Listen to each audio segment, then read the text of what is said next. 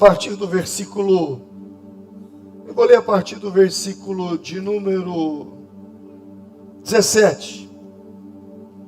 Ao que ia à frente, deu a seguinte instrução: quando meu irmão Esaú encontrasse com você e lhe perguntar: a quem você pertence, para onde vai e de quem é todo este rebanho à sua frente, você responderá: é do teu servo Jacó.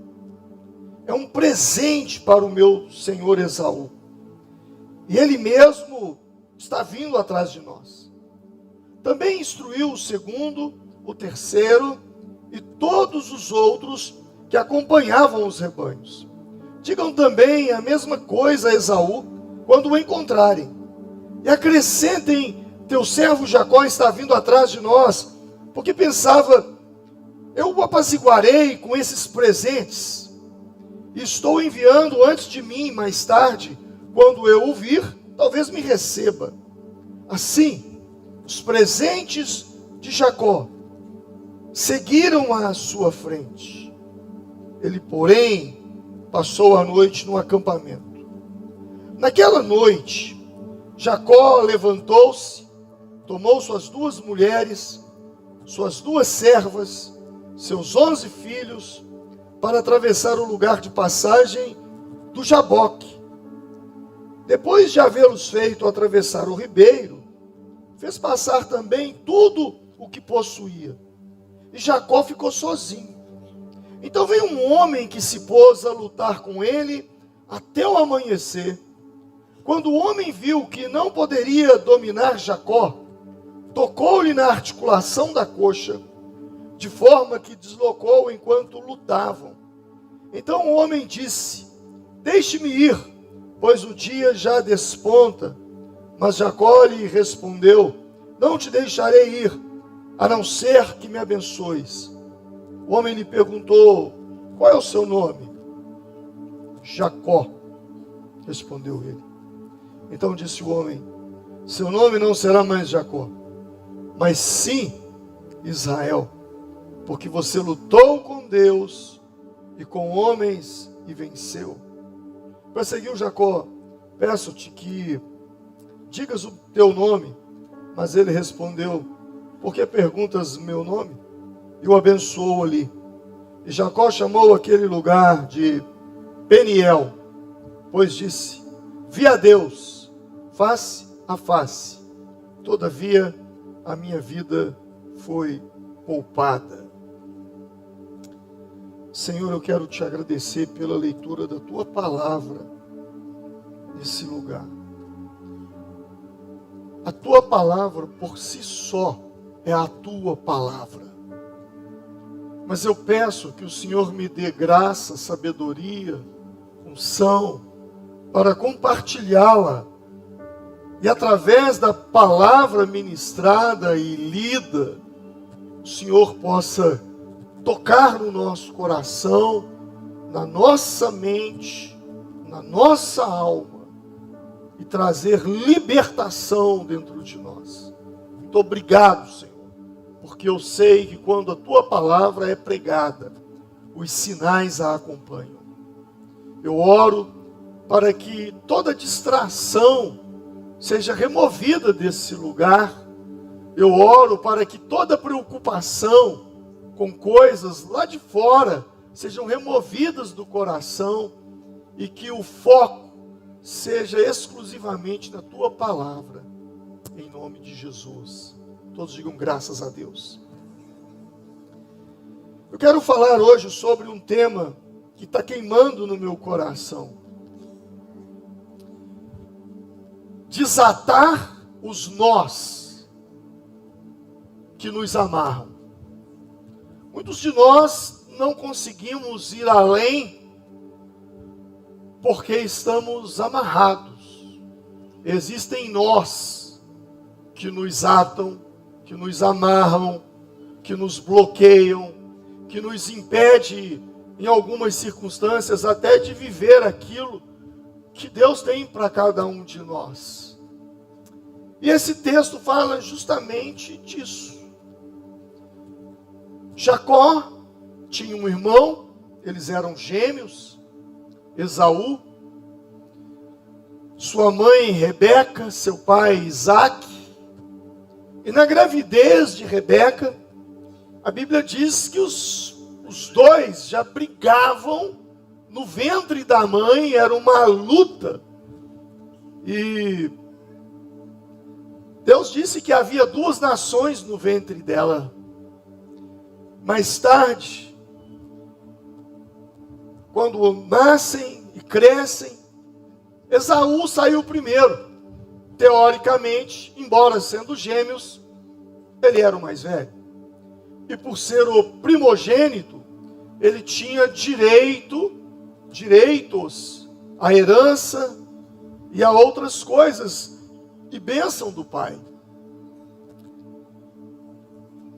Um dia Jacó preparou uma cilada para o seu irmão.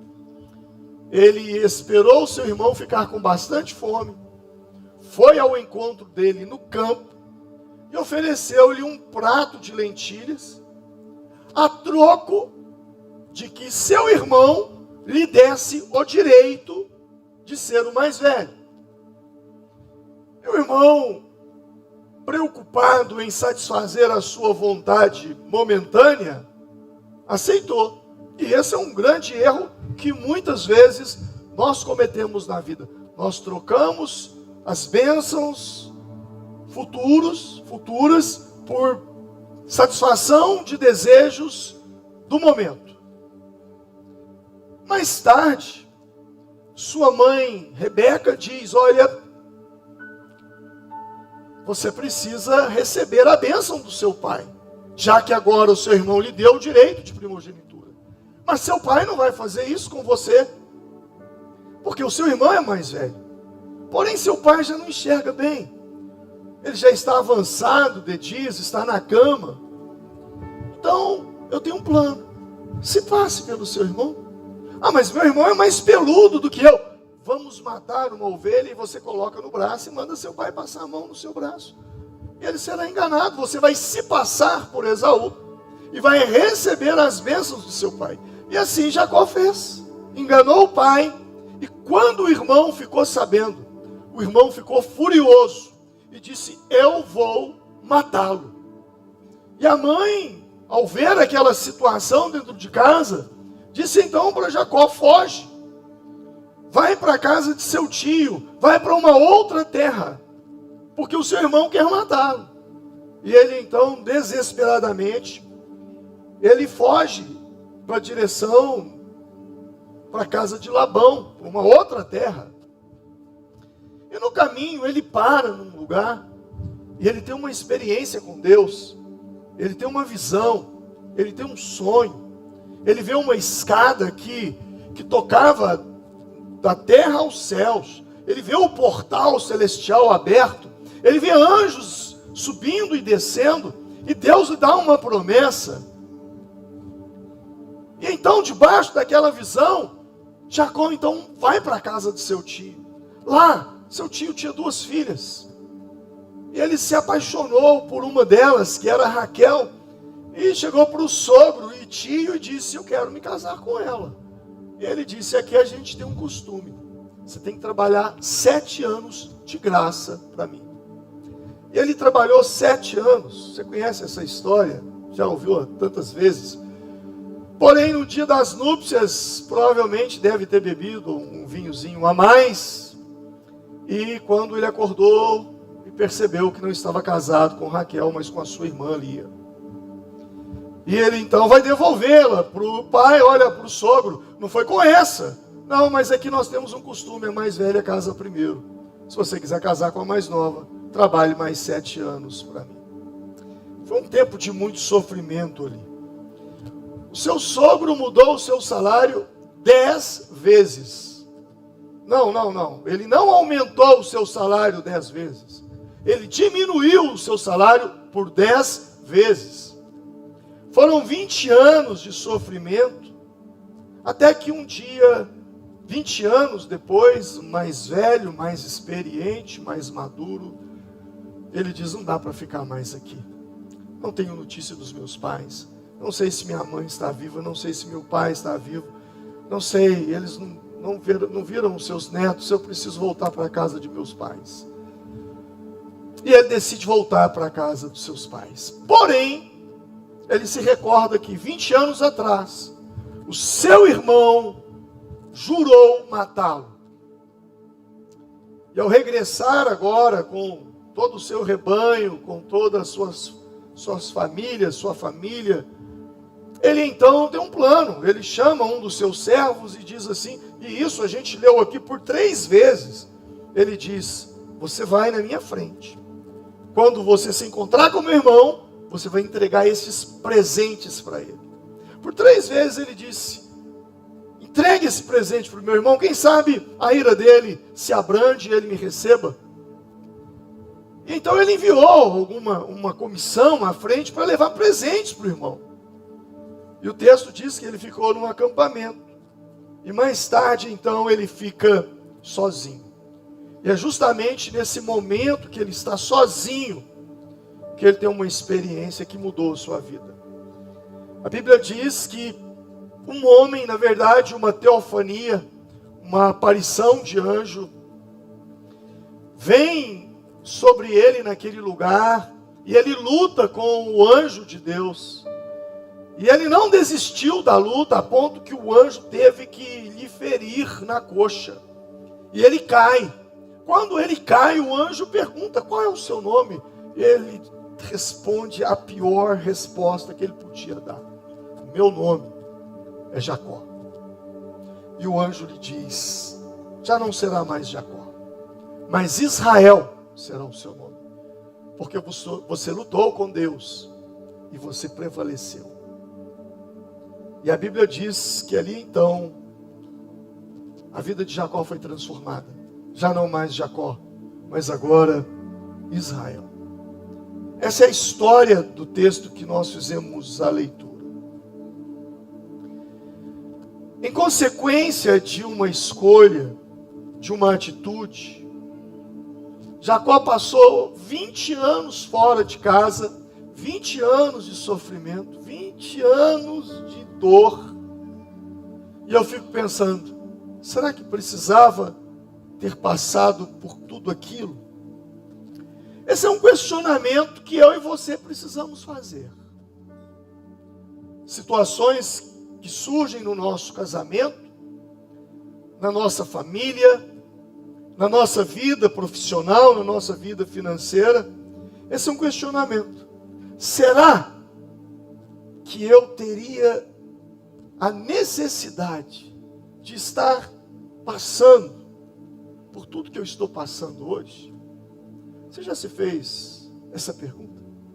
Você já olhou no espelho e perguntou, será que realmente eu tinha que estar vivendo essa vida que eu estou vivendo hoje? Essa é uma boa pergunta para fechar um mês e iniciar um mês cujo nome é Abril. Quem sabe novas portas se abram para você nesse novo mês. Até quando o que eu estou passando é vontade de Deus para a minha vida?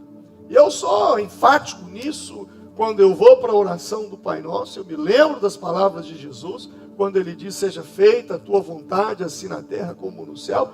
E creio que se Jesus nos ensinou a orar, seja feita a tua vontade, assim na terra como no céu, é porque tem coisa que acontece comigo, que acontece com você, que nunca foi vontade de Deus para nós.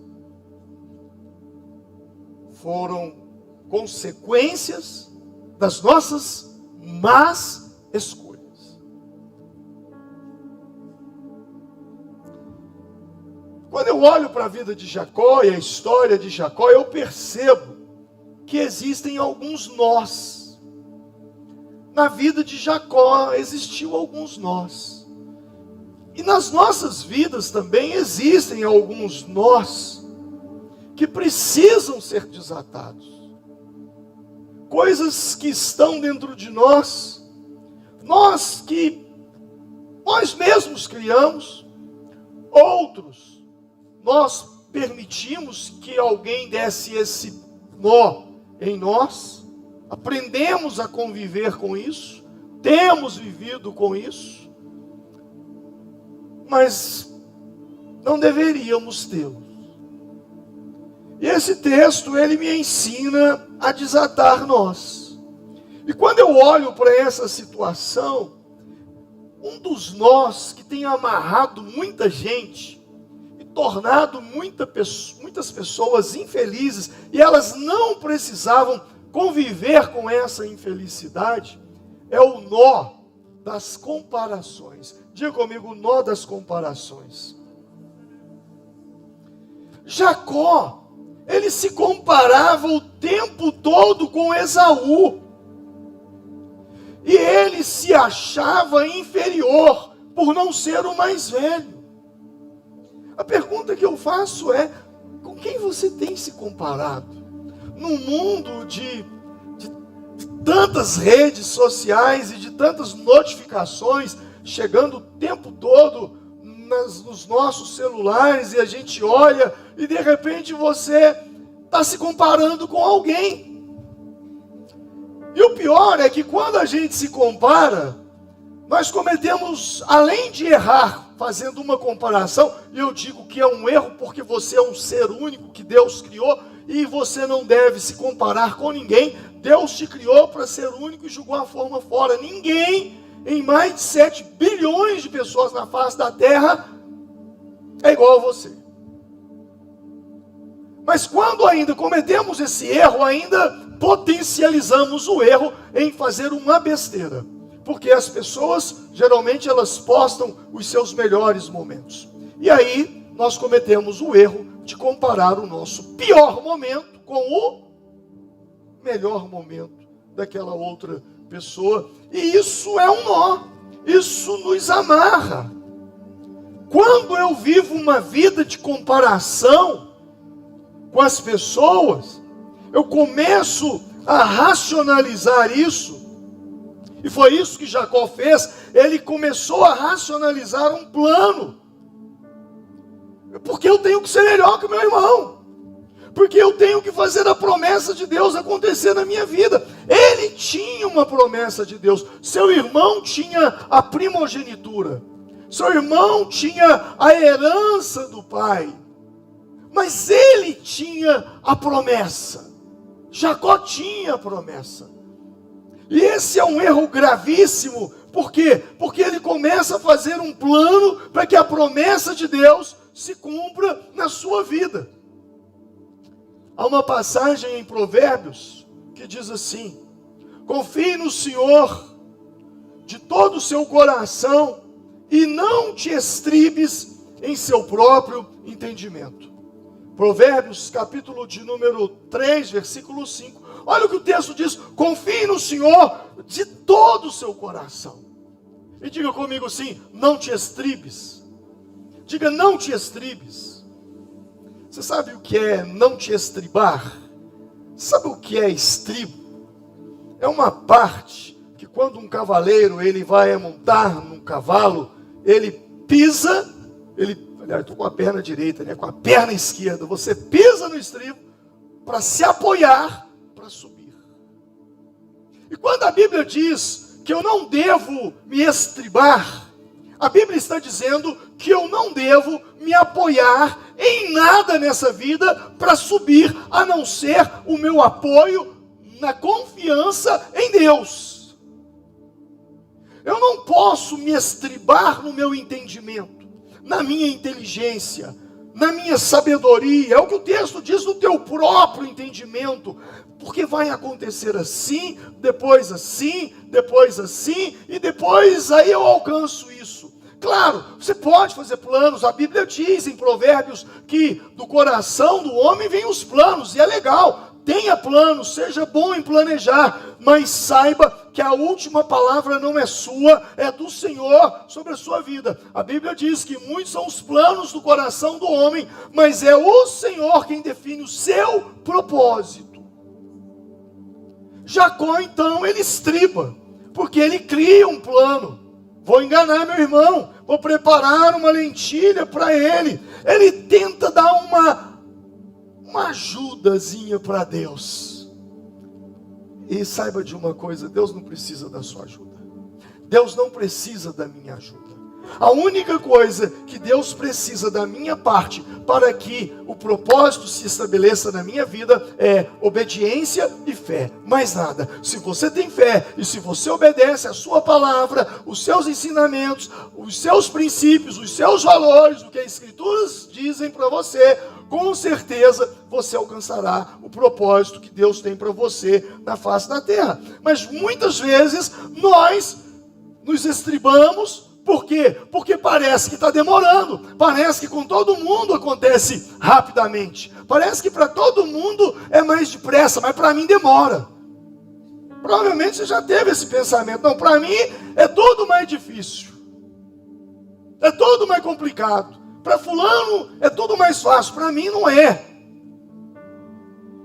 E quando a gente convive com essa racionalização de comparação de vida,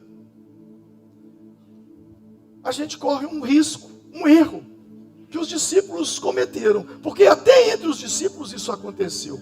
No Evangelho segundo escreveu São Lucas, capítulo 9, vai dizer: começou uma discussão entre os discípulos acerca de qual deles seria quem?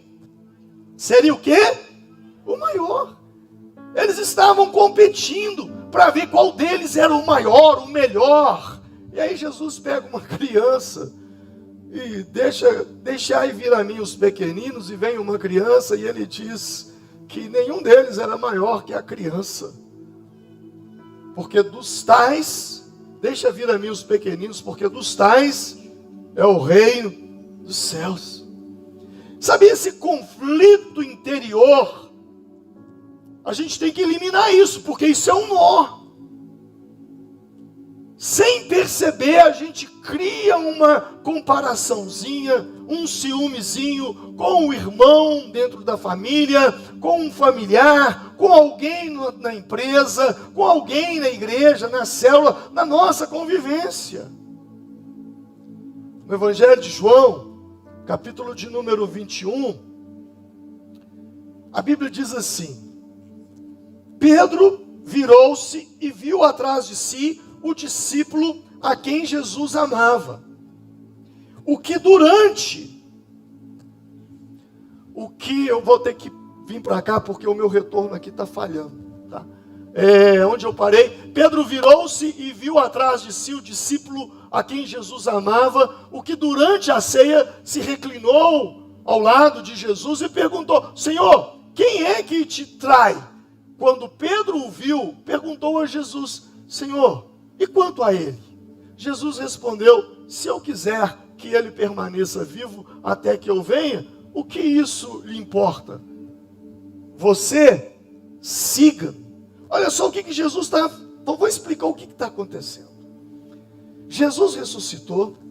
Agora os discípulos, Jesus apareceu para os discípulos, e Pedro vem com uma conversinha. A conversinha de Pedro, quando você lê, não é uma conversinha até legal, mas quando você olha, tem um veneninho aí. E qual é o veneno? Pedro pergunta para Jesus. Quando Pedro viu quem? Viu João. Perguntou a Jesus: Senhor, e quanto a este? A este quem? João. E o que Jesus responde para ele? Se eu quiser que ele permaneça vivo até que eu venha, o que isso lhe importa? Nos dias de hoje, não te interessa. Cuida da sua vida. Pedro estava preocupado com João. Pedro estava preocupado com João, porque João se reclinou no peito de Jesus naquela noite da ceia. E aí João diz que ele era a quem Jesus amava, e em nenhum outro evangelho você vai encontrar isso, só ele falando dele, isso.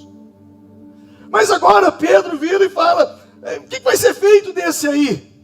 Em outras palavras, Jesus está falando: vai tomar conta da sua vida e deixa João comigo, que eu resolvo entre eu e ele, e você me segue.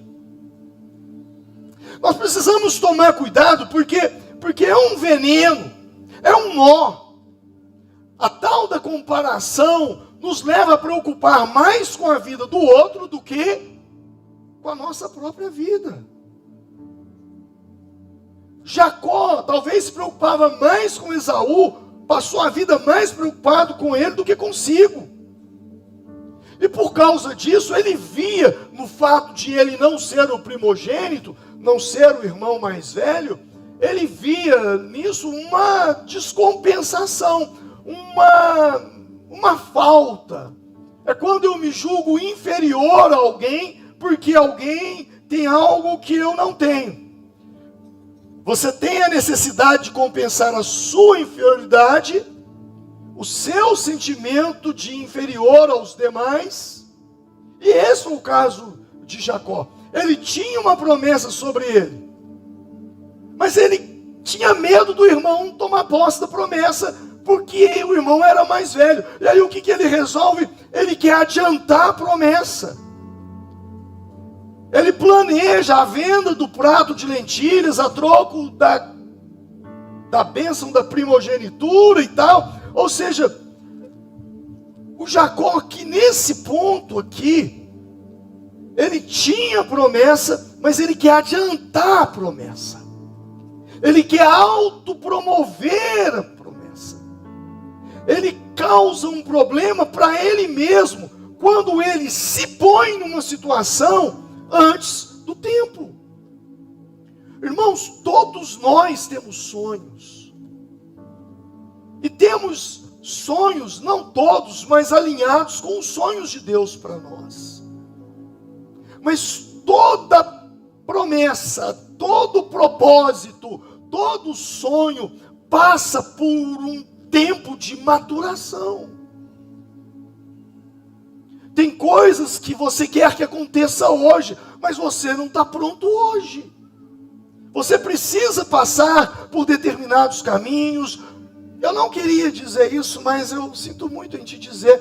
Mas você precisa passar por determinadas frustrações, decepções, para que você amadureça. Vai fazer umas besteiras na vida, quisera eu que não, e é simples de não fazê-lo. É apenas seguir os conselhos que estão aqui. Lâmpada para os meus pés, luz para o meu caminho, é a tua palavra. Mas nem todos compreendem e têm um coração de seguir as Escrituras. E aí então, nessa autopromoção, nessa antecipação, ele dá um tiro no pé.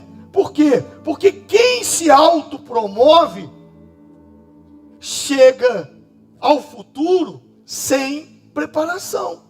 E é justamente isso que aconteceu com ele. Porque a verdade é que a autopromoção faz você chegar no futuro sem a preparação que você tinha que ter para estar lá. E toda vez que você tenta dar uma ajudinha para Deus, você só atrapalha. A lição que eu aprendo aqui, e na minha vida, é que eu vou passar por situações que eu não queria passar. E quando eu passo por uma situação que eu não quero, eu oro para que Deus mude a situação. Mas quando Deus não muda a situação, então eu entendo que Deus quer mudar é o meu coração. Então eu e você precisamos entender que quando Deus não muda uma situação, é porque Deus quer mudar o seu coração. Levante sua mão e diga comigo: quando Deus não muda uma situação, é porque Deus quer mudar. Põe a mão no seu coração, o meu coração. Quem entendeu? Você ora para que Deus mude a situação não muda, então Deus quer mudar o seu coração. Deus quer te ensinar através daquilo. É chato, é ruim, é desconfortável, mas eu preciso sair dali mais forte com uma lição, porque é assim que Deus trabalha. Quando Deus quis colocar Davi no trono, Deus não deu uma coroa para Davi, Deus deu um gigante para ele derrotar. Quando Deus quis colocar José como governador do Egito, Deus não colocou José no palácio, Deus colocou José na cadeia. Quando Deus quis fazer de Moisés um líder para libertar o povo hebreu do Egito, Deus não lhe deu um exército, Deus lhe deu um deserto. Deus não lhe deu um exército, Deus lhe deu um deserto. Então as coisas de Deus, elas funcionam assim. E nem toda dificuldade que a gente passa é um castigo de Deus, é uma provação de Deus. Não, é uma preparação de Deus. Às vezes você diz, não, está demorando. Não está demorando. É você que não está preparado. Posso ouvir um amém? Então não reclame dos seus gigantes, porque sem perceber, essas dificuldades que você está enfrentando, elas estão te promovendo. Agora, quando eu não tenho esse entendimento e vivo como Jacó, amarrado no nó da compensação, a compensação, ela é perigosa, porque ela pode nos levar a ceder à injustiça. Está demorando. Aí alguém chega para você e fala, larga de ser trouxa. Engana, mente, faz assim, faz assado. E aí você é tentado a ceder à injustiça. É tentado a ceder à desonestidade para fazer aquilo acontecer. E como eu disse, é um tiro no pé. Porque se acontecer antes do tempo, irmãos, tudo aquilo que vem fora do tempo não nos abençoa. Até a natureza. Chuva fora de tempo, sol fora de tempo, calor fora de tempo, frio fora de tempo. A natureza nos ensina que tudo fora do tempo não é bom. Até mesmo aquilo que nós lutamos e batalhamos para um dia termos fora do tempo não vai nos abençoar, será um problema a mais para a nossa vida. E como resultado dessa injustiça, dessa desonestidade, dessa maneira como ele agiu com o irmão fica furioso, o amaldiçoa e diz, eu vou te matar. E aí o que acontece? Ele foge. Mas não foi uma fuga de um dia, de uma semana, de um mês. Foram 20 anos. 20 anos fora de casa, fugindo do irmão. Não podia voltar para casa mais. E pior, enganou o irmão. E quando ele chegou na casa de Labão, ele foi enganado por 20 anos.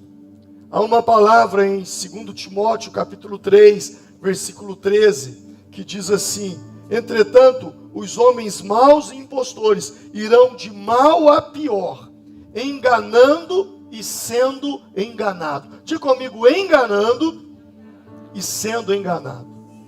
Todo mundo que acha que é o tal, o esperto, que engana, você pode ter certeza, tem um mais esperto do que ele, que vai dar nele uma rasteira maior do que todas que ele já deu. É o que a Bíblia diz. Vai de mal a pior, enganando e sendo enganado. Ou seja, é correr atrás do vento. Jacó enganou, mas depois foi enganado por Labão.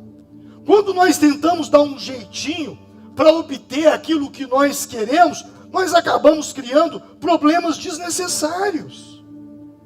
Então pare de ficar se comparando, pare de ter inveja dos ímpios que prosperam, enquanto você está procurando ter uma vida correta, honesta, íntegra.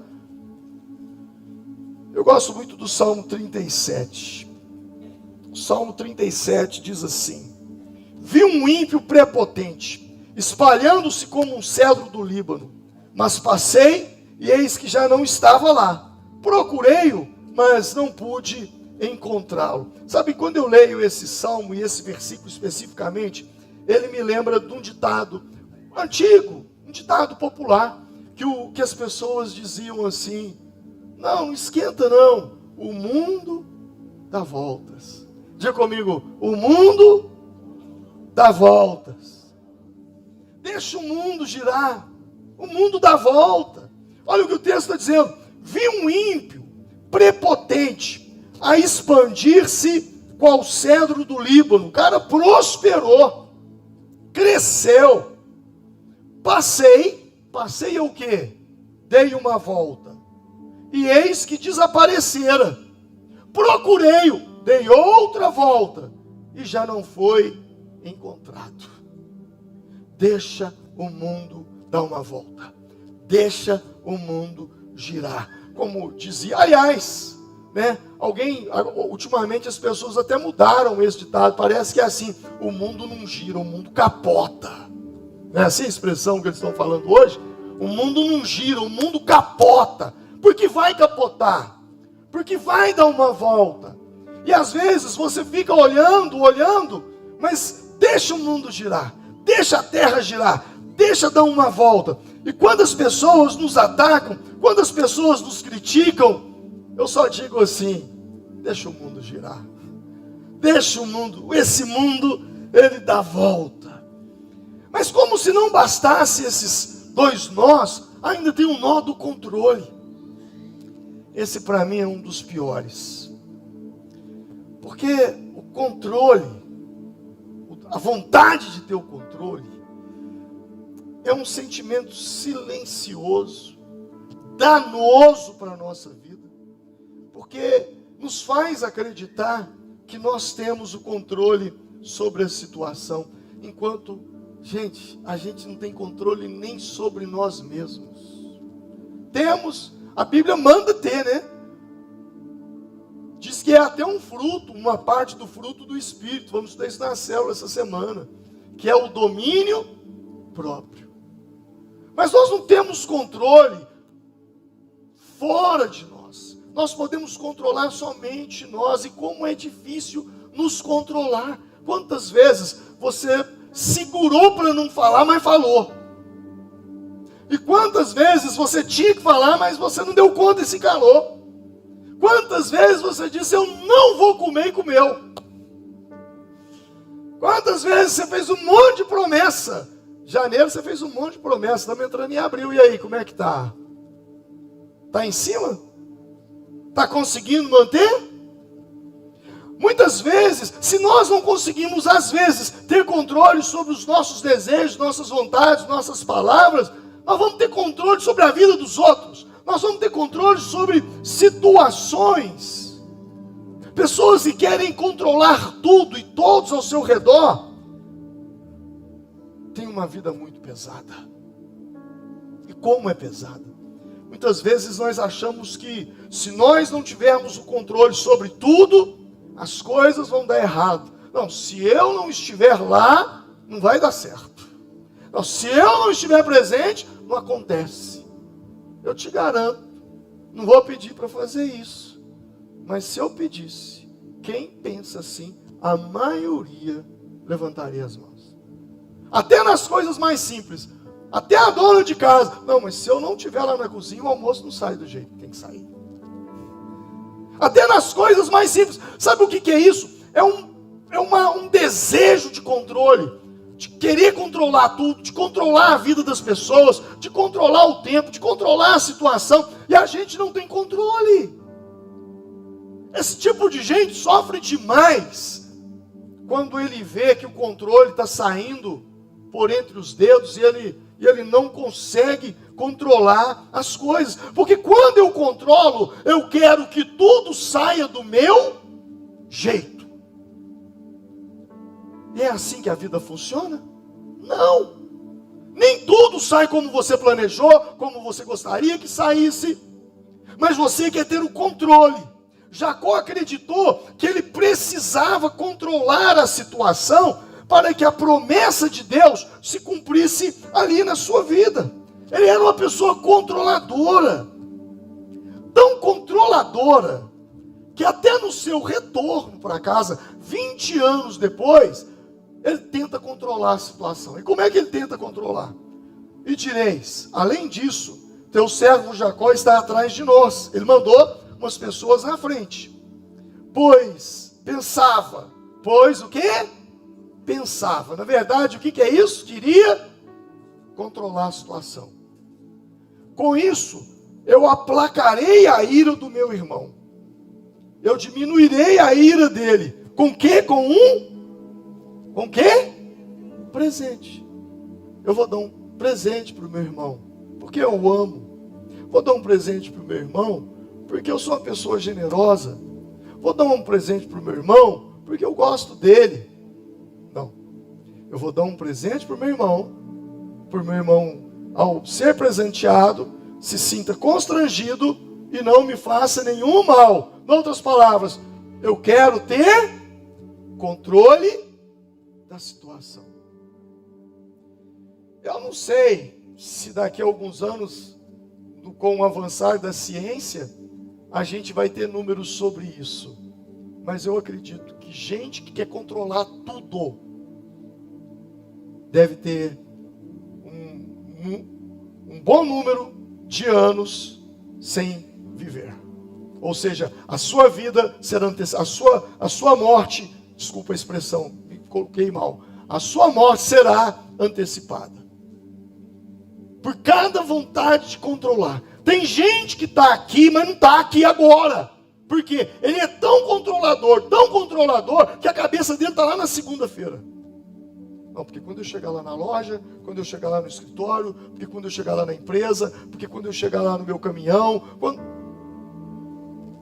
é o controle. E quem tem essa vontade de controle, quem é quem tem essa vontade? Quem é movido por esse nó de querer controlar tudo,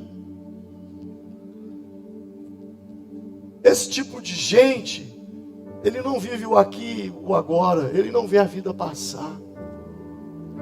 Eu vou te dizer uma coisa, se a pandemia não te ensinou, eu não sei se você vai aprender.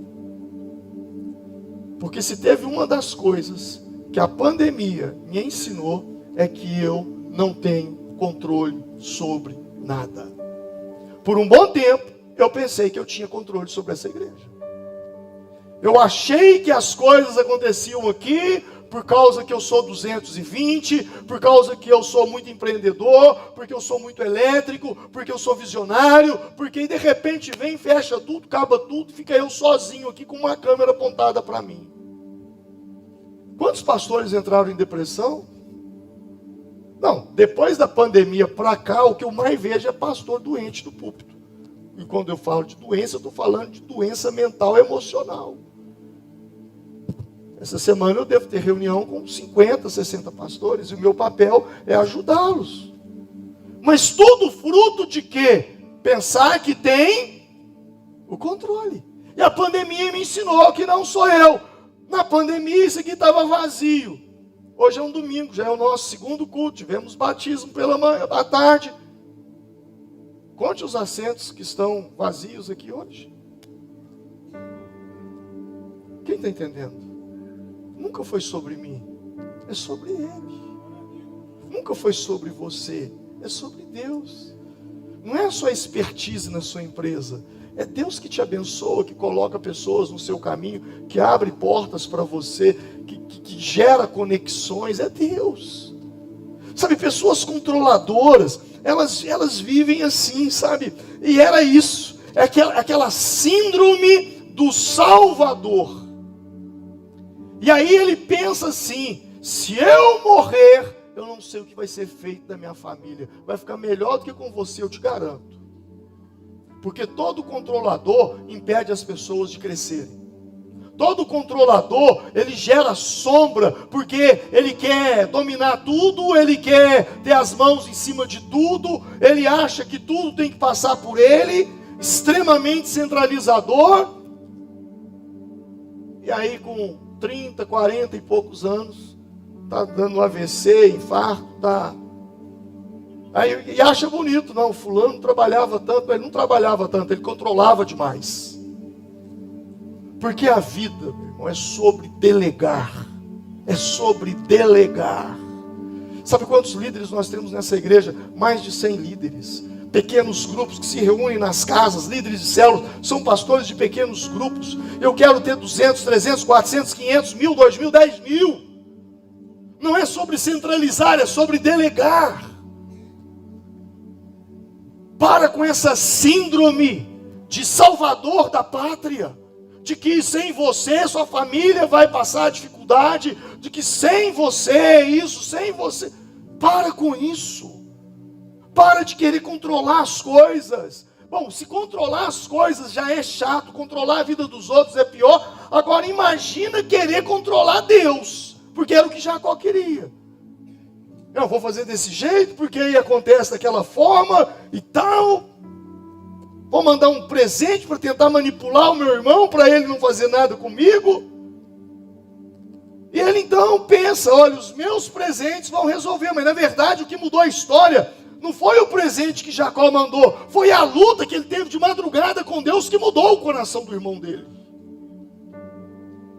Duas coisas é importante nesse processo. O primeiro é de olhar para dentro de si.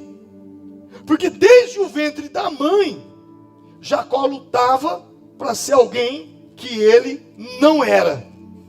O texto diz que eles lutavam ali no ventre da mãe, quando ela estava grávida de Jacó e de Esaú. Ele lutava para ser alguém que ele não era. E o seu nome, Jacó, significa suplantador, enganador. E a sua vida foi marcada por tentativas de se tornar alguém diferente. E ele quis receber, ele quis ser Esaú, ele quis estar no lugar de Esaú, receber a bênção de Esaú. Ele quis ser mais esperto que Esaú, ele quis ser mais esperto do que Labão. Mas no encontro que ele teve com Deus, e lá em Gênesis capítulo 32, o anjo faz uma pergunta. E essa pergunta é aquela pergunta que vai lá no âmago, que vai no coração. O anjo pergunta assim: qual é o seu nome? E ele deve ter engolido seco para dizer: enganador, suplantador. Jacó é o meu nome. Dizer o seu nome. Esse é um ponto extremamente importante para a nossa vida. Porque no mundo espiritual você tem um nome. Para o reino das trevas, o seu nome é o nome do seu pecado. Então, quando a pergunta é qual é o seu nome, ele tinha que responder o nome do pecado dele. Eu sou um enganador. Passo todo mundo para trás. Passo todo mundo para trás, mas todo mundo também o passava para trás. E é nesse momento que acontece a virada. Por quê? Porque Jacó finalmente, ele assume quem ele é realmente. E quando a gente assume quem é, Deus transforma. E Deus dá um novo nome para ele. Deus falou com ele: agora você não vai se chamar mais Jacó, mas o seu nome agora será o quê? Israel. Uma nova história, um novo tempo. Lutaste com Deus e prevaleceste. Muitos de nós vivemos com uma identidade distorcida, tentando ser o que os outros esperam. Porque Jacó, a mãe dele queria que ele assumisse o lugar do irmão. E ele viveu uma vida para agradar a mãe, buscando aprovação, ou para validar a vida dele. Eu tenho que conquistar isso, eu tenho que conquistar aquilo, eu tenho que herdar a primogenitura. Sabe, muita gente tem vivido isso. Muita gente não tem vivido a sua própria vida, tem vivido uma identidade distorcida, vivendo o que os outros esperam que ele viva, e não o que ele vive, vivendo para buscar aprovação. Porque se eu tiver essa casa, aí eles vão me tratar de um jeito. Se eu tiver esse carro, aí eles vão me tratar desse jeito. Se eu tiver uma renda assim, um cargo assim. Sabe, o tipo de gente que o tempo todo procura uma validação. Mas Deus nos chamou para sermos transformados e não para vivermos fingindo algo que nós não somos. E o que o anjo toca na coxa dele, ele cai. É justamente aí que começa o processo. O quebrantamento. O momento em que Deus muda a nossa identidade. É o momento em que Deus nos quebra. Se tem uma coisa que Deus ama em nós, é o quebrantamento. Davi, depois de pecar, ele confrontado pelo profeta, ele diz: o sacrifício que agradaria a Deus seria um espírito quebrantado, o coração quebrantado e contrito, ó Deus, não desprezará. Se tem uma coisa que Deus ama em nós, é quando a gente se quebra, é quando a gente se quebranta, é quando nós entramos para um lugar, só eu e ele, só você e ele, e ali você se rasga, você se quebra na presença dele. Porque tudo aquilo que nós chamamos de experiência com Deus, milagre, bênção, conquista, mas que não nos leve a uma vida de quebrantamento, não nos levará a lugar algum. Em Gênesis capítulo 28, Jacó, ele tem uma experiência com Deus em Betel. Ele chamou o lugar de Betel. Ele pegou uma pedra, colocou ali e disse: esse lugar se chama Betel. Betel no hebraico quer dizer casa de Deus. E justamente naquele lugar ele teve uma experiência sobrenatural. Ele teve uma revelação, ele teve uma visão. Ele viu anjos, ele viu uma escada no céu, ele viu o portal dos céus. Ele teve sonhos naquele lugar. Mais tarde ele construiu até um altar ali, porém ele continuou o mesmo. Não houve mudança, não houve transformação. Toda conferência, todo encontro, todo seminário, todo subir na montanha para legendário, para RPM, para retiro, se não provocar em nós um quebrantamento que leve mudança, não passou de momentos de emoção.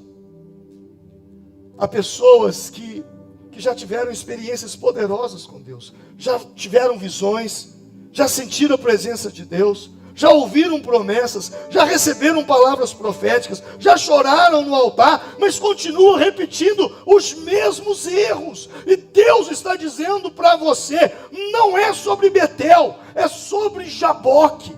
Jacó teve experiências sobrenaturais em Betel e não foi transformado.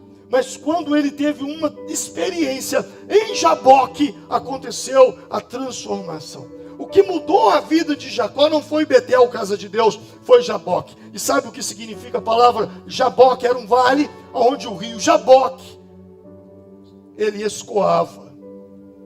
Jaboque é esvaziamento. É o lugar onde escoa.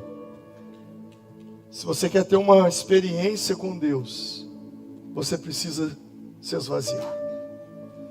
Se esvaziar dos seus nós, o nó da comparação, o nó do controle. Você precisa se esvaziar e dizer: Deus, eu não sou nada, eu não sou ninguém. Se eu vivo é pela tua misericórdia, porque se o Senhor me tirar o fôlego de respiração, eu não levanto amanhã. Se estou aqui nessa noite, é porque o Senhor tem misericórdia da minha vida. Se eu tenho uma casa, se eu tenho uma família, se eu tenho filhos, se eu tenho amigos, se eu tenho um local para me trabalhar, é porque o Senhor proveu isso na minha vida. É tudo do Senhor, é bênçãos no Senhor. Quando você reconhece isso, Jacó, para ele reconhecer isso, ele teve que passar por uma experiência. A Bíblia diz que ele ficou o quê? Sozinho. Diga comigo, ele ficou sozinho. As guerras que você luta sozinho são as que você é levado para um nível maior. Entenda. Existirão momentos que você vai passar com a multidão, porém em algumas circunstâncias você terá que passar sozinho. Jacó mandou todo mundo e ele ficou sozinho, porque as suas maiores experiências com Deus virão quando você estiver sozinho. As suas maiores batalhas serão travadas longe de tudo, longe de todos, e são elas que vão ensinar você a depender de Deus e de mais ninguém. Não tente colocar pessoas em momento que é só seu.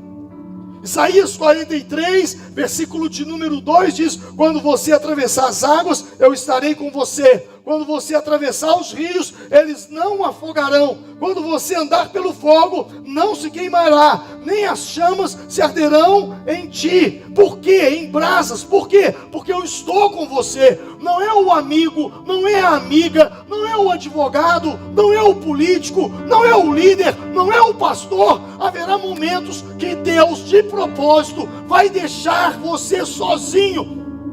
E não tente colocar outras pessoas no lugar que é só seu. Não culpe ninguém pelo seu deserto, pelo seu val de Jaboque. Não culpe ninguém.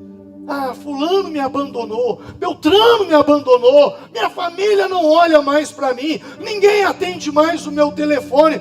Aprenda, é Deus te dando uma lição. Fique sozinho, porque eu vou mudar tudo na sua vida. Quando Jesus foi para o Getsemane, momentos antes da cruz, lembra daquele jardim em que ele fez aquela oração? Pai, se possível, afasta de mim esse cálice, todavia cumpra-se a tua vontade. Lembra-se, naquele dia, a Bíblia diz que os discípulos ficaram dormindo. Os discípulos sempre estiveram com Jesus, mas naquele momento eles ficaram dormindo. E Jesus foi até eles e disse: vocês não podem vigiar comigo nem uma hora? E eles estavam dormindo. De propósito, eles estavam dormindo. Deus fez com que eles dormissem, porque aquele momento não era dos discípulos, aquele momento era só de Jesus. O que eu tenho para te dizer é: suporte a pressão, fortaleça o seu relacionamento com Deus, ore, jejue e não desista, permaneça firme, porque vai passar, e quando passar, você vai sair mais forte. As lágrimas derramadas quando ninguém vê, são elas que lhe fortalecem para o próximo nível. E que é quando a gente fica sozinho, numa situação, desamparado por todos, parece que o marido não importa com aquilo que a gente está vivendo, que a esposa não está dando a mínima para aquele momento.